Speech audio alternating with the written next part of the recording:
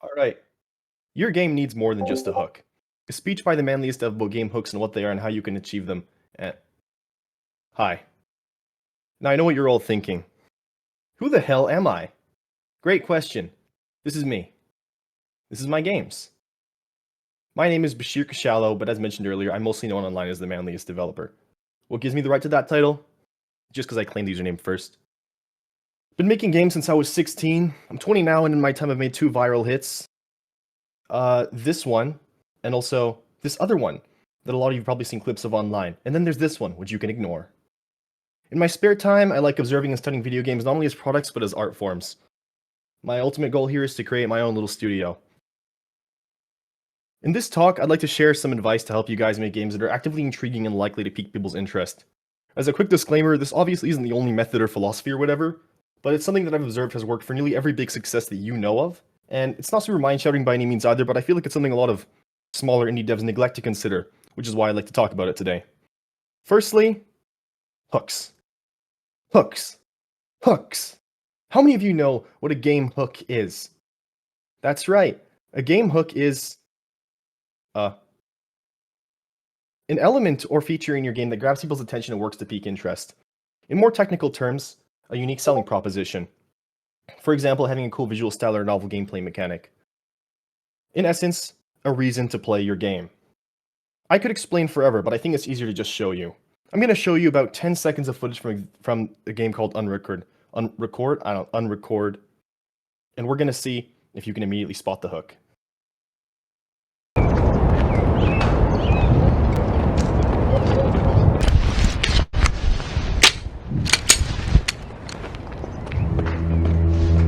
All right, 10 seconds. Were you guys able to see the hook? Let me know in the comments. Yes or no? Oh, you missed it? Yeah, so basically, the hook is the...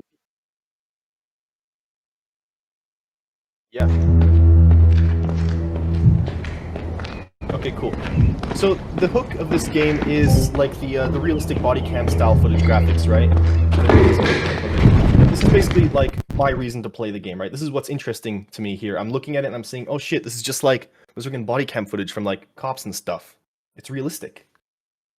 Now that we know what a hook is, can I go to the next slide, please? Thank you. Now that we know what a hook is, I'd like to give you guys a small list of ways to actually create a hook. We're going to go into these more later, but first I'd like to point something out. The general consensus in game dev space seems to be that if you want a successful and interesting game that actually stands out, it's in almost all cases going to need a hook. Now, unrelated question, but do you guys know the title of this talk again? I think it's something along the lines of, your game needs more than just a hook. Basically, I believe that while one hook could technically be enough, I'm here to say that I believe it's actually not enough in most cases. Now you should take it a couple steps. You should take it a couple steps further, at least in most cases. Sorry. In this like competitive game dev scene, you shouldn't just give me one reason to buy your game. So how many should you give me? Not one hook, not 2 hook, but ideally at least 3 hook. 3 individual reasons to buy your game. And why 3, you ask? Is it because I'm just, like, arbitrarily picking numbers? Is it a lucky number? Is it because 3rd time's a charm? No.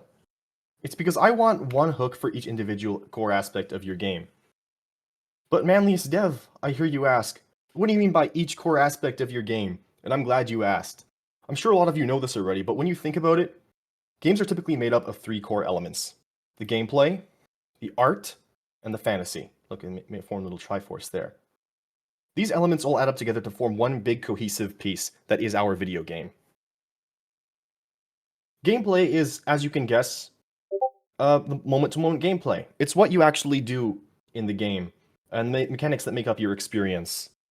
Look, in Sonic, you're platforming, you're running fast and shit, you know what I'm saying? In Rocket League, it's soccer, but with cars.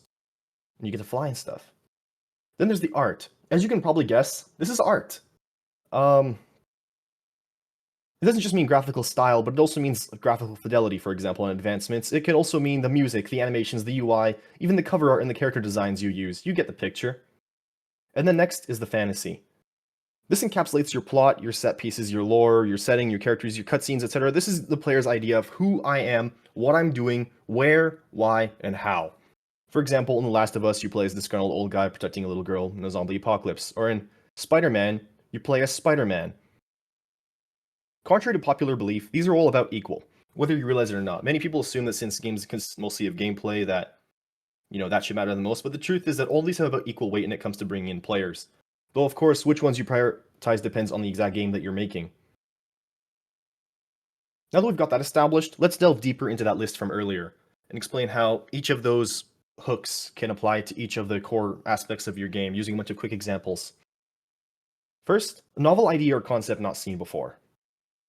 This is pretty self-explanatory. It just means something unique, something rarely seen or just generally not seen before. For example, PUBG's 100-player battle royale system. You didn't really see that before, and now you did, and it went really big because of that. Cuphead's 1930s animation style is an art example. No other game looked like this until then. And yeah, it's authentic, and it's a hook in its own. And it's just, on its own, it's a reason to want to play the game. And the fantasy. Horizon Zero Dawn's fantasy is hunting giant robot dinosaurs in an apocalyptic future. Fantasy is kind of the hardest one to explain, but yeah, but it can be like really compelling, once you see it, like you'd see the cover art of this and you see that and be like, oh shit, that's awesome.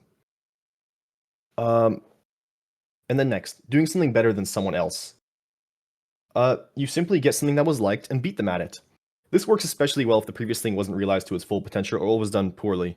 Although being better doesn't necessarily just mean having higher quality, it can also mean other things like releasing earlier, having better marketing, being more digestible or more available or accessible on different platforms are all ways you can achieve this. Depending on circumstances, however, this can be a major bitch-ass move.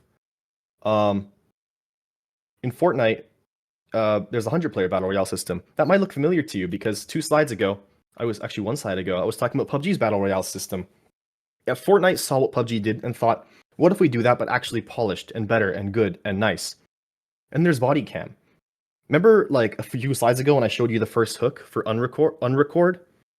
This game basically got the idea that was an unrecord that went really viral and thought, what if we make this into a game that's actually available right now? They copied it and made it into readily available, I think it was a zombie shooter or something. And they also named it way better. It's just called body cam, whereas unrecord is called unrecord. When most people don't actually care about anything else in unrecord, they just care about the body cam style footage. So when someone says, hey, let's play the body cam game, they're not going to search up unrecord or remember the name. They're just going to search up the body cam game. And now this game is the first thing you see. This actually led to a lot of people believing that this is the original one. And that's something they did really well. I would not do this move personally, but it's something you can do, and it's something that worked for these guys really well. These dudes were like, I think one 19-year-old and one like 21-year-old, and I'm pretty sure they're millionaires now. And now no one really remembers unrecord, although they're still doing fine. And then there's the game of Sisyphus. They did the same thing, but to my game. I don't like them very much. We're going to go to the next slide now. Combining or subverting existing ideas, genres or tropes. Palworld's fantasy is essentially Pokemon, but with guns. Crypt of the Necrodancer has a gameplay version of this in that they just get two genres and they mix them together. They get a roguelike dungeon crawler and then they get rhythm mechanics and they just kind of put them into one. And now you have this really interesting, unique game that did extremely well. For reference, Crypt of the Necrodancer got like a spin-off game that was like a crossover with Zelda. I think it was called... I forgot what it was called. But that's insane. Nintendo never does crossovers with other games, especially indie devs. Cadence Viral, thank you. So yeah, by doing that simple thing, making a normal dungeon crawler, except putting in, this mechanic of moving to the rhythm, they created one really cool experience that did extremely well. And then for art, there's lots of ways you can do this. For my example, I chose a Medieval. A Medieval is a retro-style 3D FPS, like Quake, but they use modern lighting and reflections. and materials and whatnot, and it looks pretty nice. This screenshot doesn't really do it justice, but it's a really interesting art style. Next is filling a void by tending to an underfed niche. Basically, you find a fan base or audience that has been neglected, and you make a game that appeals to them. When done right, this can be extremely effective, because there's already an established audience, and you already know exactly what they want. For a gameplay example, Undertale. Undertale came out in a time where people were like really nostalgic for Earthbound, and people were like, damn it, I want another Earthbound game, but Nintendo kind of hates their fans, so they didn't really make another Earthbound game. Toby Fox was like, hey guys, I'm making a game kind of like Earthbound. And now he's the Toby Fox you know today. Oh yeah, I did mention Lies of P here. Another example would be Lies of P. Lies of P came out in a time when everyone really wanted Bloodborne, or like a remaster, or a remake, or a sequel, or whatever. But, they can't for reasons, and so they came out and they made a game that had really similar aesthetics to it. And it did them really well. It's also just great on its own, but that's a separate topic. And then for fantasy, an example would be the Callisto Protocol. The Callisto Protocol appealed to Dead Space fans who, hadn't had a new game in literally forever. Since their franchise ended a long time ago. And it got the same exact idea, but they made a new game about it that's new and good and stuff like that. Another way is by taking advantage of another IP or famous property, or a fan base, whatever. This means sequels, spiritual successors, spin-offs, but it's not just limited to that. It can also mean other famous properties such as celebrities, for example. A gameplay example of something that takes an existing fan base and spins it to its own benefit would be Doom 2. Doom 2 is a sequel to Doom 1, which already had a massive fan base. They just got the same thing and they put more into it. They just advanced it a little bit. An art example would be Cyberpunk 2077 hiring Keanu Reeves as one of their main characters. Now you're taking advantage of Keanu Reeves' massive fan base and basically integrating them with your own. And also it works in Keanu Reeves' favor as well, because now people who previously liked Cyberpunk are going to like Keanu Reeves because he acted as one of the main characters. And then for fantasy, I mentioned Spider-Man earlier. Another example would be Batman. In Batman Arkham Knight, you play as Batman and you do Batman things like ride the Batmobile. That's a huge fantasy on its own, and that's enough to sell your game like a ton. And that's not even like considering the gameplay or the art aspects. Yeah. And then there's taking advantage of a trend or meme. This one's like really simple, so I'm not even gonna explain it. You just get something and you make a game about it. For example, Slender the Arrival. It got the famous creepypasta of Slenderman and decided, what if we made a game about it? And that's it. The other way is just by being really, really good at something. There are like infinite ways to do this. You can be really funny. You can be really fun. You can be really sad. You can be really pretty. You can be scary, etc., etc. It doesn't matter. As long as you do it well enough, you can win at this, and the game should spread on its own. A famous example that I'm pretty sure we all know of is Balatro. Balatro is mostly known just for being extremely fun, and that's why it's so big today. Red Dead Redemption 2. One of its biggest hooks is the art direction of the game. Even though it's not super like pretty or anything like that, it's just kind of like normal AAA stuff. It's got extreme attention to detail and really high fidelity. And then another one would be, for example, fantasy, would be Disco Elysium. Disco Elysium's main strength is its storytelling and writing. It just did it really, really well, and that's why it's so big. Now onto games with at least one hook for each core aspect. A lot of, if not most, big games that we all know of and love are examples of this. For example, every single thing I put in the background over here. Of course, not all of them, and I'll get into that later. But yeah, firstly, why do we do this? Well, by having a hook for each core aspect, we make a game that is interesting and enjoyable no matter what angle you look at it from. And it also gives players a greater reason to be compelled toward your project, and it gives them less things to not like about it. Think about it, the appeal just adds up. When a core aspect complements or synergizes with the others, it not only increases the appeal of the other hooks, but the entire game as a whole, increasing the value in the player's eyes. In essence, it's like making a really compelling argument. More reasons to buy equals more people being convinced to buy. Now on to specific examples.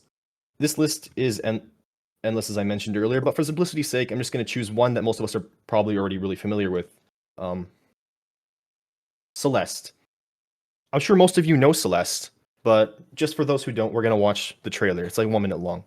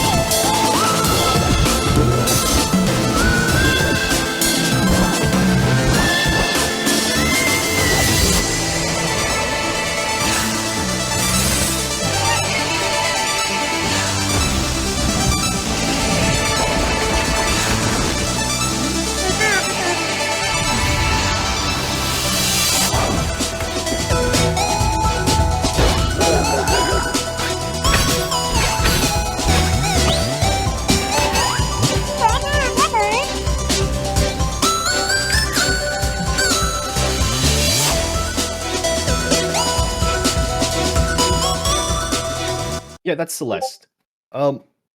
Pretty good. Most of the hooks should be obvious, other than maybe fantasy. But now that we've seen the trailer, let's actually review the hooks. Why won't it let me go to the next page? Okay, thank you. Firstly, the art. It only takes one look to realize that this game is pretty as hell. The colorful and well-animated pixel art is just, it's eye candy, dude.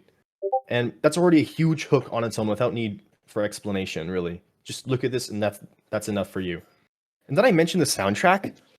Celeste has, like, just this freaking awesome soundtrack. It's a masterpiece, and it's one of the game's biggest appeals. It did so well that, like, the lead composer, she got hired for, like, Minecraft and, like, a bunch of other big stuff, and I'm pretty sure it was mostly just because of fame from this game. Next, the gameplay. Celeste it's a masterclass of platformer mechanics.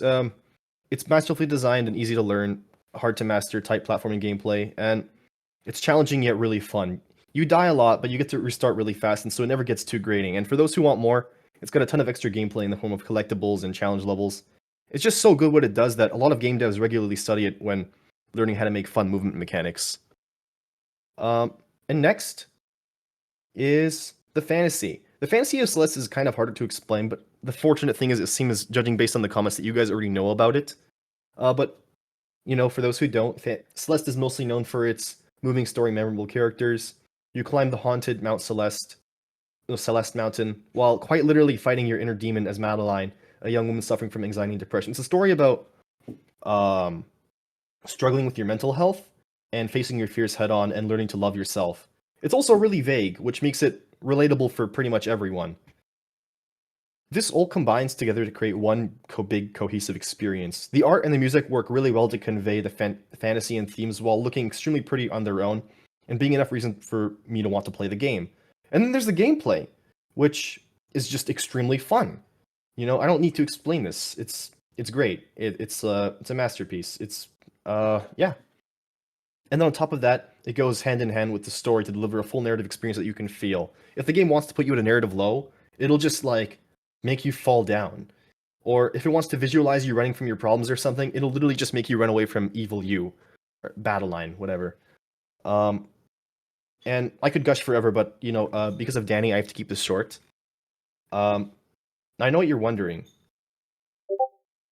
ManliestDev, do I really need all those hooks? And the answer is no, of course not. That's just if you want to maximize your chances. You can still get away with having just one or two hooks as long as the other aspects synergize well and really sell the hook. Vampire Survivors in Minecraft don't really have amazing graphics, but it suits the game well enough and works well enough with the gameplay that, you know, you mostly just kind of ignore that. Most Sony games are also guilty of this. Most Sony games aren't even that fun. For example, Ghost of Tsushima. But the art and the fantasy are really nice, and that's basically what sells the game to you. So the point is, you don't really need to have all three hooks, but having all three hooks, having at least one hook for each main element, is going to increase your chances of success by a ton.